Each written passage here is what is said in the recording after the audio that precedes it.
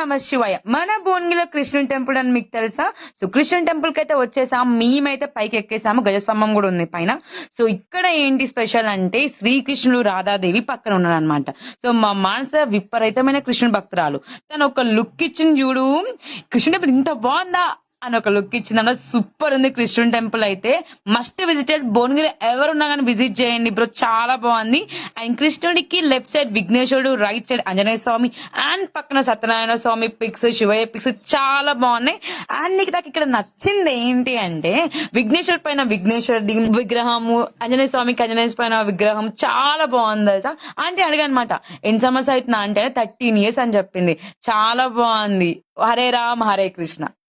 केशवं कृष्णदा